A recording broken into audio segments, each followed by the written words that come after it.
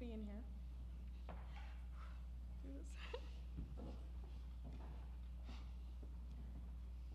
just want to give you a couple of fun facts about my mom. First of all, she was very proud of her 4 grandchildren. We have Chase, the software engineer, Katie, the commercial dancer, Elena, the writer and poet, and Charlie, the wildland firefighter. She was so proud of them that her first tattoo were the letters CKEC on her arm to represent the kids. And then she got 5 more after that. Her last one was matching mine, which was my Aunt Carol's signature. And that was the last one she got. Although she did ask for another one a few weeks before she passed, and she was in the hospital, and we said, I don't think that's gonna be able to happen, Mom. But she got a kick out of being this little white-haired lady that was tatted up. She loved the reaction that she got from people. She was also a cancer survivor. She was about 8 years cancer-free. She was very proud of that. It was not gonna take her down, and it didn't. So she's very proud of that. 2 days before she passed, about 2 days, she asked one of her home health care workers if she could get her nose pierced. Again, we had to decline that offer, but one of them went out and bought a packet of the little magnet nose things, and they put it in for her, and she was so tickled. So excited. She had pictures taken of her. They had her brush her hair and fix her up, and she had a picture. She was thrilled with that. One thing you might not know about her is when she was 16, my grandparents let her be a counselor at a camp for pregnant teenagers, ages like 12 to 15. And she drove them from LA to San Francisco, and along the way, she had to keep them from hanging out with biker gangs and shoplifting. She was trying to wrangle these girls. I don't know how she did it. It must have been a very exciting summer. That was one of the many things we discovered about her we did not know. Yeah, she took a class at City College after Carrie and I had left Fresno, and one of the things she had to write in a journal about stories and stuff, and we read about that, and we were like, what? Mom also had a wide variety of musical tastes. We grew up listening to Neil Diamond, Barbra Streisand, Pavarotti, soundtracks from Annie and Chorus Line. But she also loved Pitbull, Journey, and Bruno Mars. She went to a Pitbull concert a few years ago, and she loved Bruno Mars. When my husband and I went to a Bruno Mars concert, I had to get her a t-shirt because she was so excited. Don't ever watch an episode of SVU or NCIS again without knowing that my mom had seen it at least 5 or 6 times. She had it on repeat on Netflix. She watched them over and over again. We almost played the theme music today because that's one of her favorite. And Mom collected things. She had a lot of collections. She collected watercolors. That was her favorite type of art. Cowboy boots. There's a pair out there with some flowers in them. Lapel pins that she wore on her jackets and sweaters. Polar bear figurines. I don't know where that came from. Just little figurines of polar bears. Addresses. She moved a lot. 11 times on my last count. And she collected friends, all of you. And we only collect friends we love. She loved all of you. So thank you for being here. There is one more collection too, lizards. We don't know where that originated from, except that she loved to lay in the sun like a lizard. And when we were closing up her home, we found a lot of lizards. Big lizards, little lizards, not live lizards. These are all art lizards. And they're all out on a table out there, and we would love you to take one home with you if you'd like today. We didn't feel right just giving them away, so we thought and it might be one that one of you gave her. I don't know. So please. She did get some as friends travel. They would bring them home to her and say, look what I got you. So please help yourself to a lizard on the way out. Doesn't need food or water. And they're all very bright and colorful. It's a nice reminder of Mom. Yeah. I want to thank everybody for being here today. I don't know if there's any healthcare workers that worked with her. You guys were absolute angels. Hospice was amazing. Amazing, amazing people. I don't know if any of them are here today. All the friends that traveled far and wide, all the family that came, thank you for being here today. Thank my sister. We've done a lot in the last couple of months. And I couldn't have done that without her. and my 2 kids for understanding my absences and lack of communication most of the summer, or lots of communications about your grandmother over the summer. So I'm glad they're here too. My aunt, who's been our rock as well, my beautiful auntie. So thank you, Kelly, for being here. Thank you, John, for being a support to Sue, and Chase and Katie too. And we have our friend Tony too, who was with Mom, and we want to thank you as well for everything you did. So Sally, you wanna? Yeah, Sally's gonna come up, and then Mom's friend Paul Thorne will come up. And if anybody would like to share stories after that, we'd love to hear that. Okay, thanks, Sally. Thank you, baby.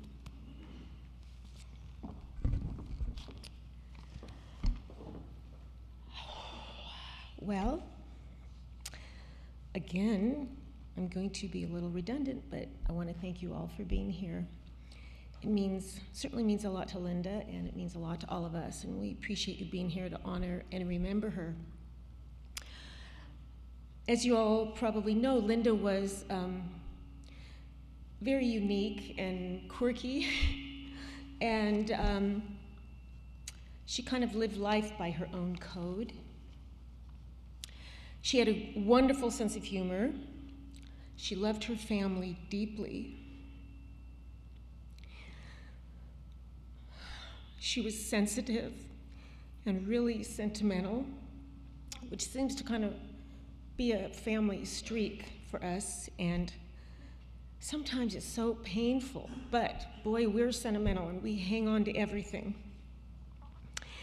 And Linda did that. She held on to everything. You wouldn't believe the things that we found, and the things that my kids will find also one day. She respected and adored our parents and my grandparents. She was a wonderful big sister to both Carol and me. We'd laugh, we'd argue, she'd give me the silent treatment, then we'd laugh some more. We didn't always agree, but we loved and respected each other, and we always protected each other, all 3 of us. She was a loyal friend to anyone that was her friend. She was very, very generous to everyone. She was overly trusting and often taken advantage of because of that. My big sister had a beautiful smile, an absolutely perfect nose, and big green eyes. She loved fishing alone in the high Sierras on any river or creek, or certainly at Huntington. She loved her red cowboy boots. She loved birds, especially parrots, dogs of all kinds, and sometime within the last 25 years, she, as the girls said, developed a love of lizards. And so she collected a lot of lizards. They were all over her house and her patio. She loved the color green, yellow roses, and she collected rocks, lots and lots of rocks. Each one was from a special location or perhaps a particular day that made her happy. But none of them were labeled, so I always kind of wondered, how does she know what rock is from what special occasion? And maybe she very well did, I don't know, but she had them in baskets around her house and in her garden and in her patio and under a table next to a chair. She loved them and they made her happy. Years ago, Linda had a weekly high school column in the Glendale News Press. She was a wonderful writer. Years later, she learned how to write grants, and she wrote many for a lot of the agencies and organizations that she worked for. She was really good at that. Linda was a really hard worker at whatever she did. She was tenacious and she was very organized. I was always envious of that. She was fiercely independent and incredibly stubborn. If she felt that she or someone she cared for had been slighted or wronged, that was it. End of story. I didn't always agree with that, but it seemed to work for her. So that's what happened. She wasn't very flexible, but I always admired her conviction, because if she was adamant about something, she stuck to it, whereas most people tend to give in eventually. Again, I didn't always agree, but it did seem to work for Linda. Like our mother, she was civic-minded. She volunteered a lot. If you needed help doing anything, Linda was there. She'd sign people up, she'd hand out flyers, hand out t-shirts, whatever it was. She served on numerous boards. She always championed the underdogs.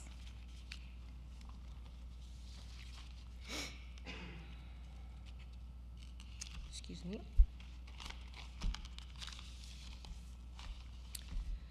Linda loved Fresno. She was very proud to be born and basically raised here. She was in LA for 18 years, as you probably know, but then she came back here. She was very proud, as she expressed to me, that she had subscribed to the Fresno Bee for 60 years. And it was only just last January or February that she discontinued her subscription. But every morning she loved nothing more than laying the paper out in front of her. She'd read every single page, and then she'd do the crossword puzzle. Linda was a DG at Fresno State. She loved Fresno State and was very proud to be a Bulldog. She sent greeting cards for every holiday, every birthday, every anniversary, every funeral, every St. Patrick's Day, Valentine's Day. And I once said to her, I said, Linda, you spend a lot of money on greeting cards. And she says, I know, Sally. And I said, okay. It made her happy, and I know it certainly made all of you happy when you received her cards.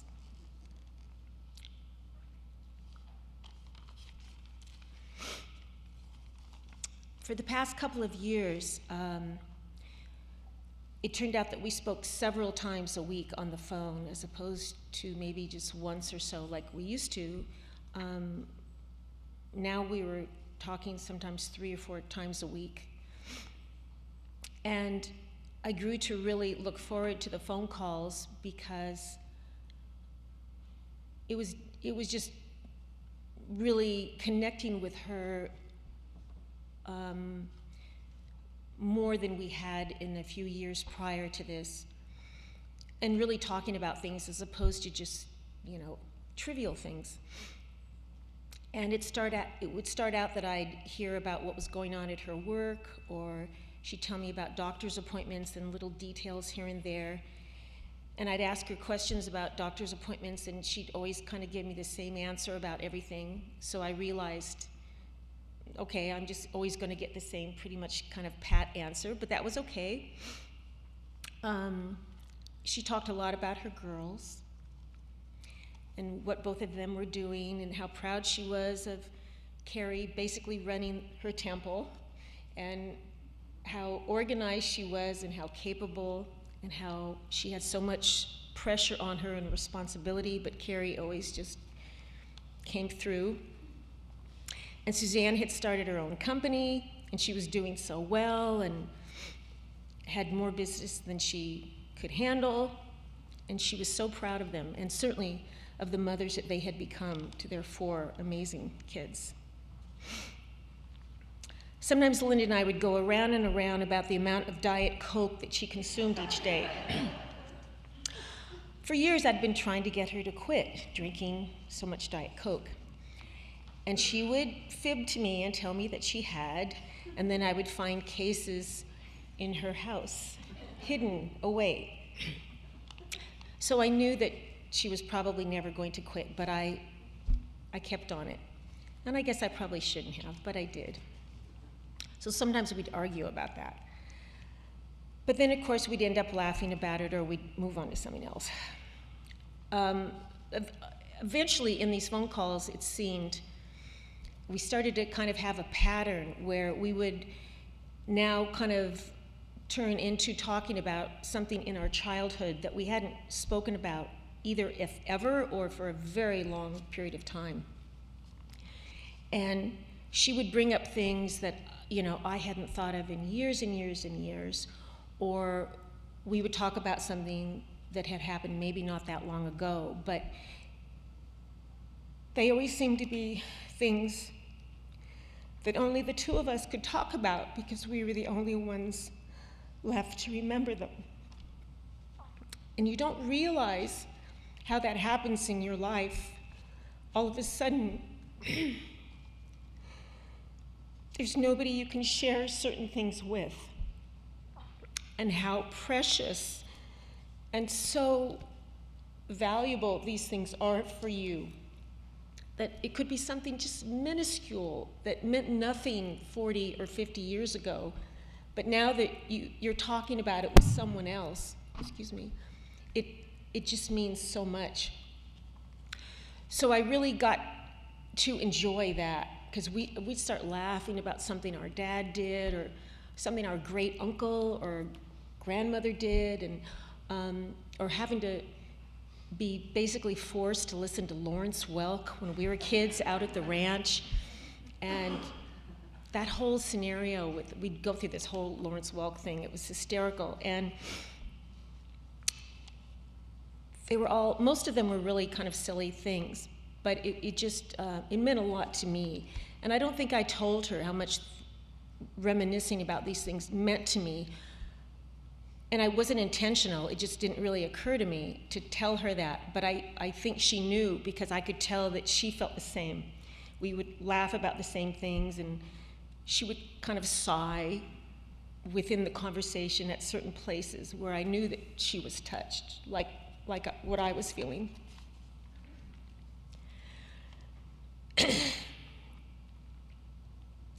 It's going to be really hard for me to go through the rest of my life not having that connection with anyone, anymore, especially one of my big sisters. Being able to remember all of our childhood and reminisce about our parents, about our life in LA, and about our lives here in Fresno and Sanger.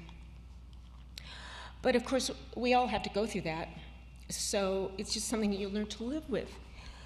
But my suggestion is, when you leave here today, if you have any siblings left, or any relatives, older relatives or younger relatives, just pick up the phone and give them a call, touch base with them, just say hi, or perhaps if it's not awkward, bring up something from the past that maybe you haven't talked about in a long time.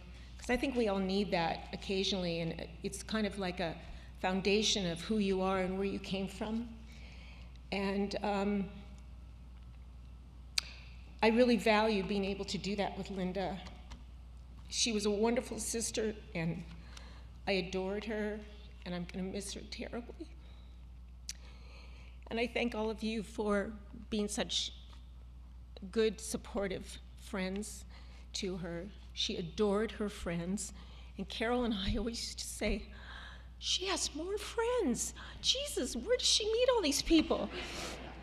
Because she just always was inundated with invitations, and she'd talk about this friend and that friend. And, and Carol and I had friends, but we'd look at each other and go, wow, we're doing something wrong, because Linda was just really blessed. And I realized, part of it was just because of who she was. And so thank you again for being here. And one more thing I want to say, Carrie and Suzanne, I can't tell you what it meant to me, and certainly to your mom. The care and the love and respect that you showed her, not only throughout her life, but especially the last 6 or 8 months, however long this was going on.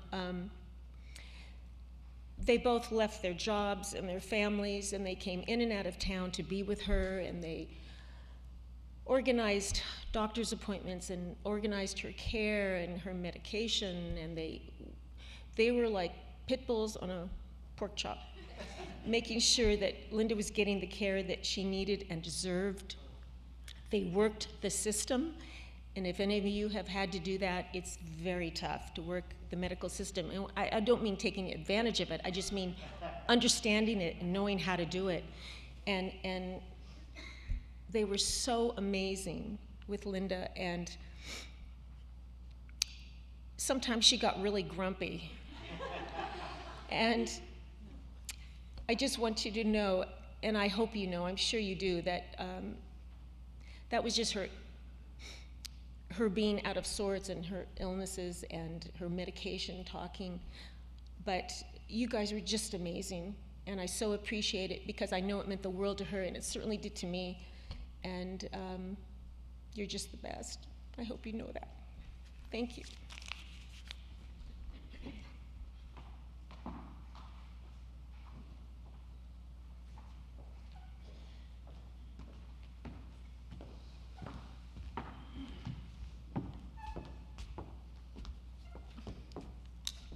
Hi, I'm Leanne Eager, and Linda and I met in 1988 at Rape Counseling Service. We both started on the same day, and we got assigned desks that faced each other. We didn't know each other, so we became instant fast friends. When I talked to her a couple months ago, and she knew this was coming, she said, "I don't really want you to talk." She said, "because I know you'll just cry." And so this is my cousin Paul, and Paul worked at the Rape Crisis Center also. And she said, "I know Paul enough to know that he never cries. And so I'd like you to just stand there and pretend like you're smiling while Paul gives the eulogy, because he knows what I wanted. We've been friends for 36 years. And so she did laugh, and she said, "You could stand there and hold the urn. It might be a little odd." She said, "But you could just stand there and do that." So I'll pretend like I'm doing that, and I'll turn it over to Paul. You did okay. Good morning, everybody. So I'm just going to kind of probably echo what everyone said. I'm listening to the sisters and the daughters. It's kind of what I knew her as too. So she was genuinely that person that I'm thinking about. I was trying to decide what to write and what to say. I was writing notes and writing notes and writing notes, and I only brought a couple of them. I just want to talk about Linda. I knew her as Linda Hightower, not just Linda. I met her at Rape Counseling in 1989, which was 36 years ago. She was 20 years older than me, but we were instant peers. She was my boss. Wonderful boss to have. But I, even to her face, I knew her as Linda Hightower. She was not just Linda to me. And she liked that, and I was Paul Thorne. So that was our friendship. Linda was a unique person, as you've heard. She did march to the beat of her own drum, which I loved about her. She did want me to speak because she told me I had no heart and I never cry and I have no emotions. Loved her for it because she told you what she thought, and she always did. I hear Sally, what she was saying about her, and I just have a couple stories I can share. I have a different perspective. I'm the friend that I've known her forever. Linda was absolutely devoted. She would babysit, she would dog sit, she would house sit. Anytime you asked her, she said yes. She never said no. She was always very happy, always made me feel like when she saw me, she was just overjoyed that she got to see me. That was very special. She was kind of part of our family. Merritt, who is here, knows her. She worked with Leanne. She was Leanne's assistant. I grew up with Merritt. Linda Hightower was invited to everything that we did, and Linda Hightower showed up at everything that we did. She always showed up. I told her, wow, you go to the opening of an envelope. What's up with that? But she liked to be part of everything, and she never said no. Quite a few years ago, this is a cute story, about Linda. She had asked me to be her date at a Neil Diamond concert that was in Fresno. Not really my thing, Neil Diamond, but I told her I would go because it was Linda Hightower. A friend called me that day. Hey, what are you doing tonight? I've got front row tickets to see Cher concert. If you know me, her Neil Diamond was my Cher. What was I gonna do? I'm Linda Hightower's date, but it's Cher. It's the front row. Try to think, do I have a stomach ache? Did my dog die? Something I could tell her that she wouldn't be mad. I went to the Neil Diamond concert. I did not go to the front row seats at Cher. And I'm glad I went, of course. Linda drove that night, and Linda's sweet. She was always sweet to me. I know she had a temper. I know she was stubborn.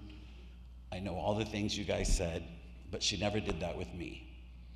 She drove, she was the date. She bought dinner, she bought the tickets, she drove, she picked me up. And on our way, a car cut us off. Wow, Linda had a little road rage in her. I wanted to jump out of the car. I didn't know what to do. This sweet, it wasn't an old lady, we're only 20 years apart, but I thought the sweet lady had a sailor's mouth on her. I was in shock. And she was angry. She was mad. I thought she was gonna get out of the car and go to blows with this person. And I thought, okay, well, here's a new side of Linda Hightower that I now know. But she was sweet, and it was fun, and of course, it's a good memory now. I was kind of scared at the time, but it was a very good memory. When I got my first house, it was about 2008, and people were coming over, and you have an open house, and Linda came, and people were coming over, bringing flowers and plants, you know what you do to a new house. And Linda showed up with a wheelbarrow. I was like, okay, you're so weird. Why would you bring me a wheelbarrow? I didn't need a wheelbarrow at that time. It was my first house. You know, something nicer. She's like, oh, trust me, you'll like this. And of course, I used that wheelbarrow until it fell apart. It was the best gift I ever got, but I thought, that's just really odd, but that's Linda Hightower. So what I loved most about Linda, or many things about Linda, was she did not judge anything. I mean, I could only go from my perspective. I never heard her say a crossword about, well, except that road rage incident, but besides that, she didn't judge. And she has those many tattoos, which Sally spoke about, which she was very proud of. You can't tell, but I'm quite covered with tattoos underneath. And she was so excited to show me her first tattoo. It was just this little thing, I think, on her arm. I was like, well, that's not really a tattoo. That's just some ink on your arm. She was so proud of that, and then she got more, and then she got more, and it said a lot about her because she just, that was the way she was. She never held back. She loved her family. You know, I can't believe 36 years I never met her family. But that's how good of friends we were, but I never met these people, so I got to meet them today. But she talked about them often. I think I did meet Sally, and I knew Carol very well. At Crabtree and Evelyn, I think it was there many times. It's kind of hard to believe that I'm here because I gave a eulogy over 20 years ago, and Linda was at that eulogy, and she came up to me afterwards and says, I want you to do mine. That was 22 years ago. I sure, no problem, whatever you want. And then when her daughters contacted Leanne and contacted me, I guess she had remembered, told them, written it down, I don't know. But I was really honored that she would want me to do that. And she knew I wouldn't cry, so now I can't. Leanne and I and Linda were really, really good friends. She was at every birthday, every school thing. She went to everything. And she had many jobs. And one of the things a friend of hers, Judy, who's here today, told me on the phone was, you know, Linda worked at rape counseling, the Mukes home, blood center, ombudsman for the Madera Agency on Aging. She wrote grants. And I told her once, either you're really good or you're really bad. Because you've had a lot of jobs. Why do you keep switching jobs? And of course, she just thought that was so funny. I loved her sense of humor. Her and I had a unique friendship that she was different. Maybe it wasn't always appropriate, the things we said about people, talked about people, or places we were at, but her and I were always on the same page. She had a really different sense of humor that most people who are older than me, well, not now, but then, didn't have. I loved her to death. I just really loved her. She was so wonderful, and it was hard. I know when she had the cancer, it was hard, but she fought and fought and fought, and still was always smiling, still always happy. Talked about her grandkids all the time. Her cabin, I guess there was a cabin at Huntington Lake with the family that she loved to go to. She remember once talking about her mother, who I don't believe I ever met, who was very refined and very polished. And I said, well, what happened to you? And you would think maybe that might offend somebody, but she loved it. She laughed, and she says, well, I didn't get that gene. I said, you know, I love you to death, but refined, classy, that's not Linda Hightower. But I was honored when they asked me and that she remembered that. I can't believe she was 20 years older than me, but we were always peers. And that's how she made you feel. And when I pulled up to this church, I'd never been here before, and I saw the Black Lives Matter and the gay flag and those things. This is where it should be, because Linda embraced everything, loved everything. I just can't say enough. I'm gonna miss her. You know, I didn't see a lot of her the last couple years, but it's one of those people that maybe you don't see him for a year, but when you see him, it's like it was yesterday. I know she had a lot of friends. I'd like to invite anybody up here who'd like to speak. I don't know really what else to say. Like I said, I didn't take a lot of notes. I didn't write down a lot. I just wanted to honor her. I was honored that she remembered, that she wanted me to, and it makes me feel very special, which she did every time I saw her. And even now, she's making me feel special again. And I'm not gonna cry, because that's why she picked me. So I can't cry, but I loved your sister, I loved your mother. She was just a wonderful person.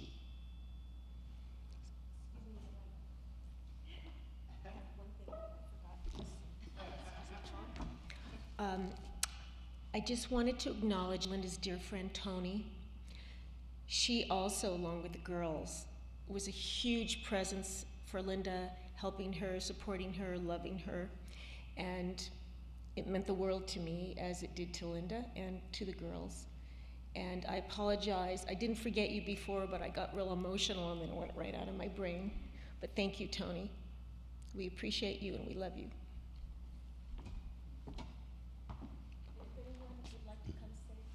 Is there anybody who would like to come up and tell a story, something funny? I know Linda wanted it to be light. She wanted it to be funny. She didn't want anything serious, which is why she didn't want Leanne to speak. So at this time, is there anybody who would like to share a story about Linda? Sure. I'll do the quick little Jillian story. Okay. Just real quick. So Linda came to almost all of our Thanksgivings and Christmas when she wasn't able to go see the kids, and she did that because she volunteered to work, because there were other people that had small children, and so she would volunteer, and then we'd work around our holidays so she could come spend it with us. And my granddaughter, who's now 20, when she was 6, I think, we were getting ready to sit down for Thanksgiving dinner, and she said, wait, Nana's chum is not here, and that was Linda. And my mom had called Linda my chum, I think, since day one, and so Linda and I, whenever we'd call each other, we'd say, hey, chum, and so my grandkids know her as Nana's chum. And they also, all the grandkids and my kids send their love here today.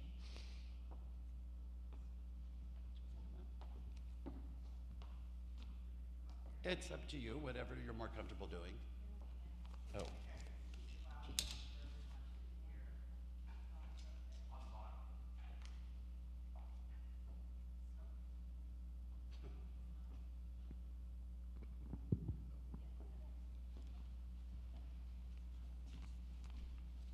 Hello, you can hear that? I am Yvonne Free, and I've known Linda a very long time, and I guess about 25 or 30 years. But I knew her before that. When we met, shortly after we met, we realized that we had all these threads. And many of you may have experienced that Fresno can be a very small town, especially if you share certain activities or certain beliefs or certain values. What I wanted to say today was that I just moved just a few days ago, which was why I was late. I barely could find my clothes. But as I've been unpacking, I find these little gifts from Linda. And they're things that I use every day. They're so thoughtful and so sweet and so, I have a candle that she gave me that I've never lit because I didn't want it to burn up. But I'm gonna do that. I'm gonna do that someday soon. I believe that as long as you continue to say a person's name, they never die. And Linda Hightower lives with me, always. By the way, I knew Linda's whole family, and they're all just the sweetest, classiest ladies. I learned so much through Carol and Linda and Sally about what it was like to be one of Jane's girls. Jane was phenomenal and lives, I know, through Carrie and Suzanne and all of the people who are closely related in that family. I've shared so many things with both Linda and Carol that are a huge part of the family, including the cabin at Huntington. And Jane lived across the street from my mother-in-law, and they were best friends and did guild work together for Valley Children's Hospital. And that was something that Linda and I never knew until several years after we met, when I finally met Jane.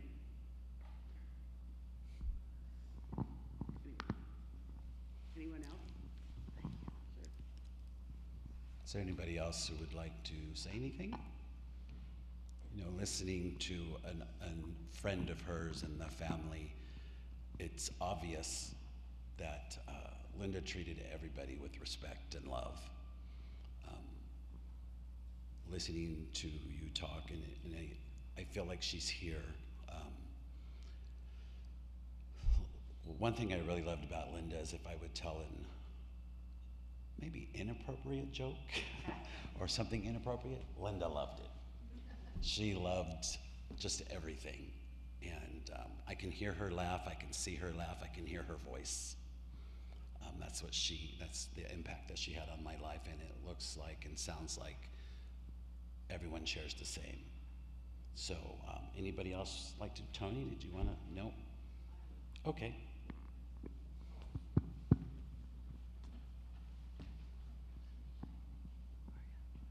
Hi, I'm Jess. I'm a little jealous because I've only knew Linda for about 8 years, and you know, considering the relationships that she's had here. I wish I had more time. I wish I met her sooner. Linda and I worked together. I am a chef, and Linda was a monitor at where we worked, and that's how I met her. So I'm going to say she was probably about 72 years old when I met her, and she worked circles around the 20-year-olds. And she would come in, and she's like, "I have your lunch count," and she was so efficient, and I was always in awe. And she was this little viejita, this little grandmother, but I can curse her. She cussed like a sailor, and I loved it. She did. I absolutely loved her tenacity, her genuine.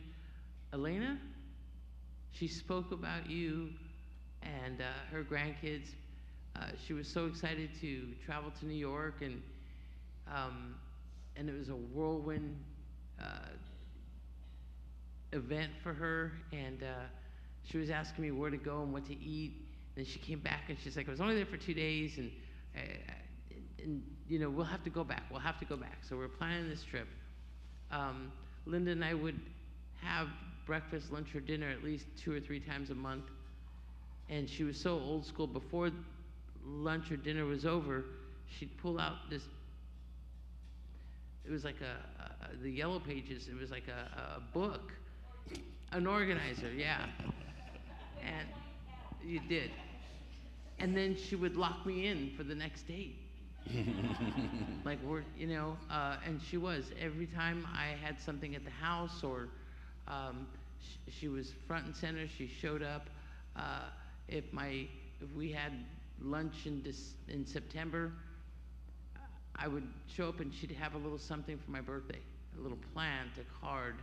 And it's very rare, and it's very old school that those handwritten notes were still given, and it was a thing of beauty.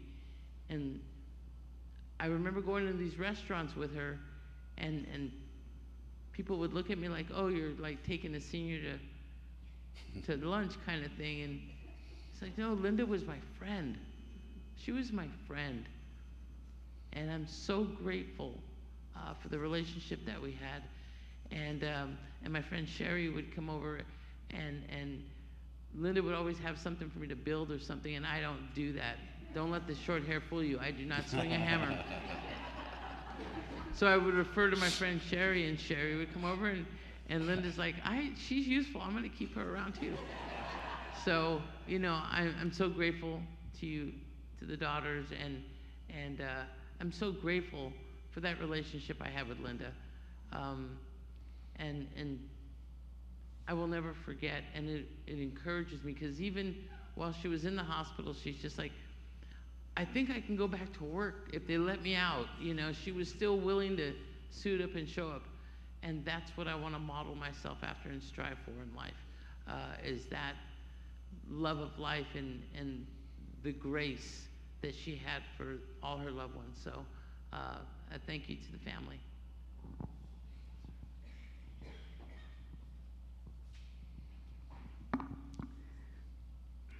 I'm Tony, and I wasn't sure I'd be able to say anything. Even towards the last couple days of her life, she talked about how important her family was and how much she loved them, and her friends, another family, really. And I just want you all to know how much she did love everyone to her last breath. And her family is very special. And I can't go on, but I just want you all to know how much she loved everybody.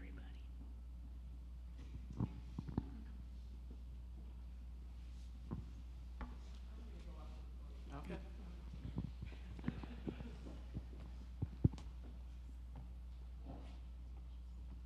Hi, my name is Cecilia, and I probably am the oldest friend that she's had.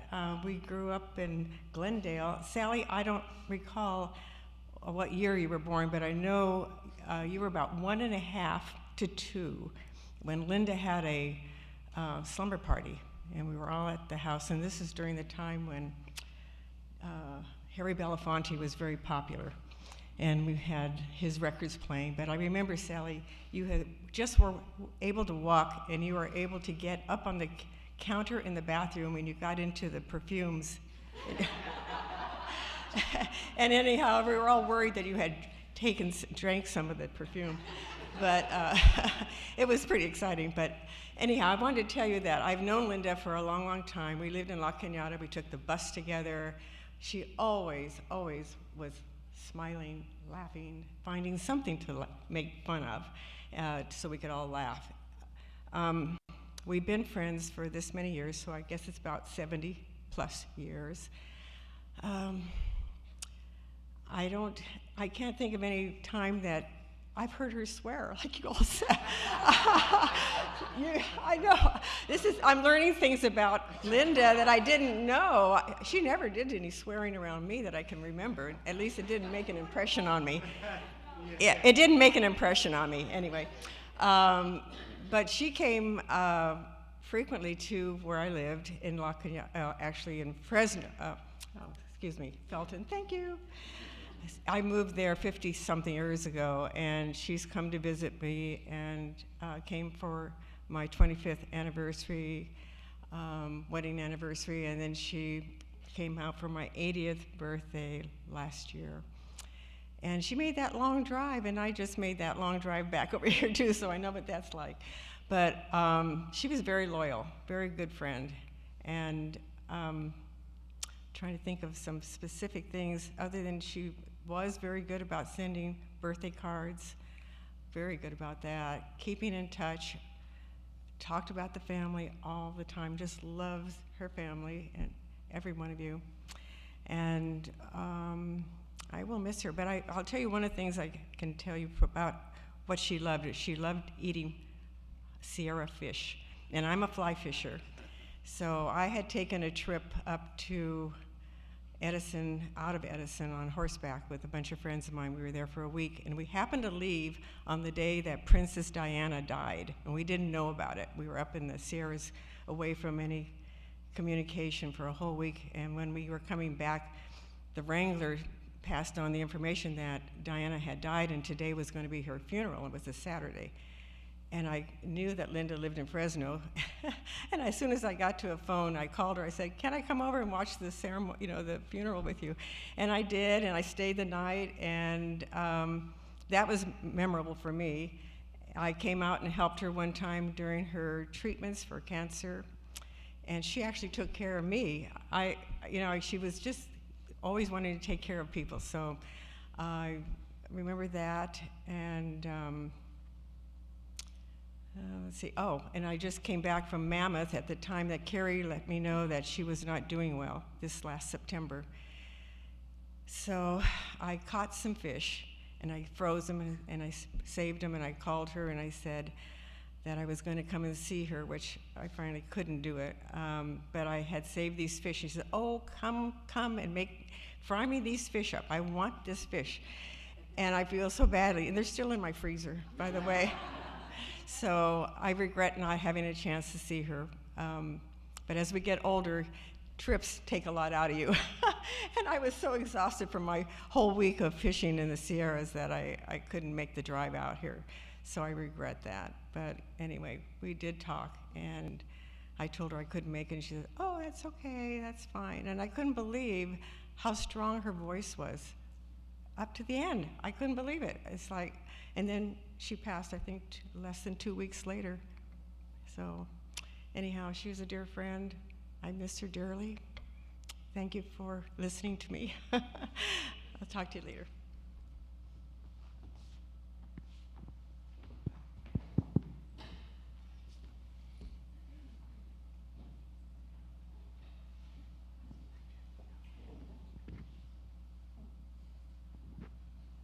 My name is Jackie, and I'm going to echo what some of you have said. I've known Linda a very long time. I'm not quite sure how long. We were talking about when it was, and it was really way back. we shared a value for things that were happening in the community. So we intersected. We were like, little pinballs. She worked through various agencies, as did I, and I was often able to work with the agency that she was in because I sort of went from place to place. But I want to echo her love and her loyalty to family. Oh my gosh, you guys, I'm going to miss the updates. I've only met you a couple of times, but I know a lot about you because she was so proud, and she kept me updated on where the kids were, where you were in school, and who was getting jobs, and it was wonderful to hear. It was really wonderful to know you through Linda's eyes. I have to tell you, in all these years, I didn't hear her cuss either. I don't know what that, but I didn't know that part. And it's okay. I want to share with you one other thing, a highlight for both of our lives. She has friends who own a resort in Mazatlan, and for about 8 years, she and I were able to go to Mazatlan for every Christmas and New Year's, and it was really wonderful. We were able to spend time on the beach.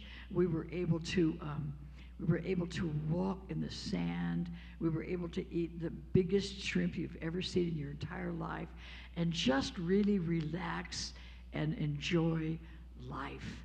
And that's rare with all that goes on in the world. And Linda is an incredibly responsible person. And yes, she was a happy soul, and at the same time, she took so seriously, was so devoted through Carol's long illness, never gave up a day. And so it was a good time to be able to go and have a lightness of spirit. So I'm so pleased that I'm able to be here today and say, I love Linda Hightower too. And she was the most devoted, loving to family anyone I ever knew. Thank you. She did love Mazatlan.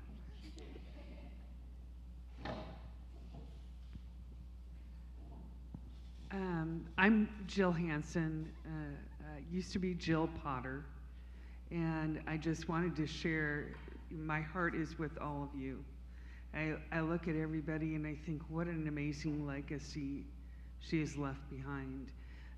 I too remember the cabin and have fond memories of that growing up. But I just wanted to share one thing that Linda did with me in the last decade, basically. She and I would run into each other every once in a while, and it was just like, time was lost. And she had heard about, well, let me backtrack. She was, with my mother, she was very supportive during my mother's lung cancer journey. And fast track to 10 years ago, she had found out that I had lung cancer. And she, whenever we would run into each other, she was very supportive of me. And the thing that I loved the most about that is that, when you get a diagnosis like that, people get scared of talking to you. And she talked to me in a way that was very intimate and helped me not be afraid. And I just wanted to share that with you guys. My heart is with you guys.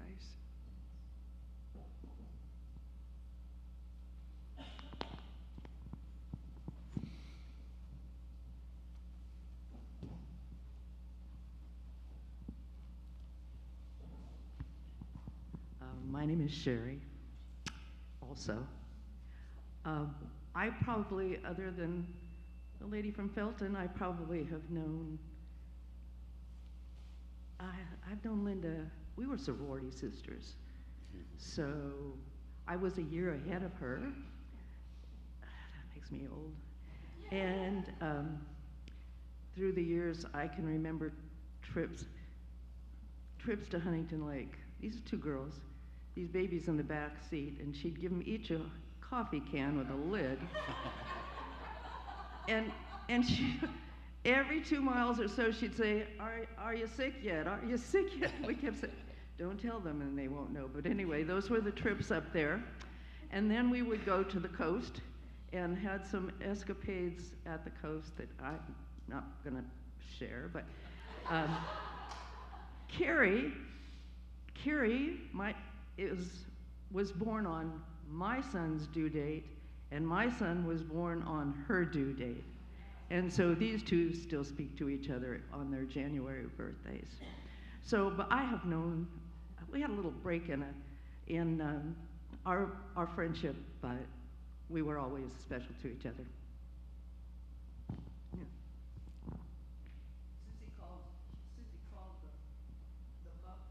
Susie called the hoods on the deer, buffalo hoods, and wash'em dryers. Those are Susie's.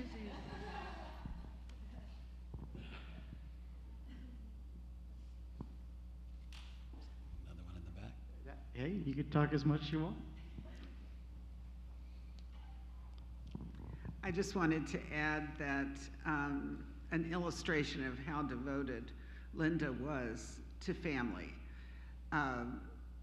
After her sister Carol died, Carol and I worked together, and we would eat lunch. We called it our $2 lunch. We would go to El Pollo Loco and have lunch.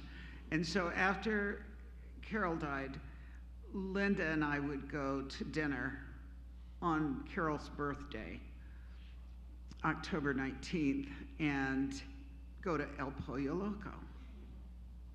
And Linda never missed it.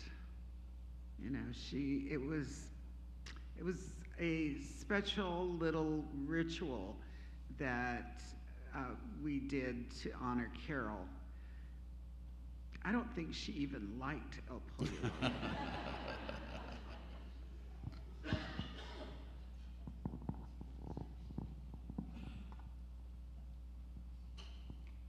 Is there anybody else?